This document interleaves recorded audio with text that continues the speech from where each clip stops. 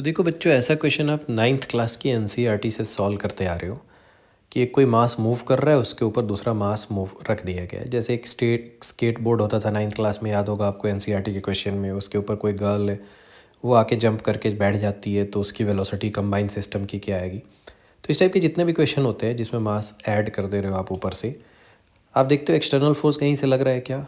No. So external force is zero, और external force zero है तो हम अप्लाई करते हैं कंजर्वेशन ऑफ लीनियर मोमेंटम। ठीक है, initial momentum equal to final momentum. तो एक कार्ड थी, इसका मास था कितना? 1000 kg, और वो 6 मीटर पर सेकेंड से ऐसा जा रहा था। उसके ऊपर 200 kg का एक एक्स्ट्रा मास आपने ऐड कर दिया। आपसे फाइनल वेलोसिटी पूछी जा रही है, तो मैं सिंपली क्या लिखूँगा? Initial momentum equal to final momentum. Initial momentum का मतलब m1v1। ठीक है, क्योंकि एक्सटर्नल फोर्स ज़ीरो है इसलिए हम इसको अप्लाई कर पा रहे हैं। सो m1v1 इक्वल टू m2v2 जैसे ही आप लिखोगे तो फर्स्ट तो हो गया मास 1000, velocity 6।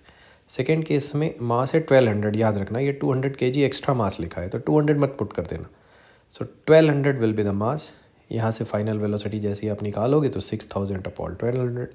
5 is your answer. Very easy question.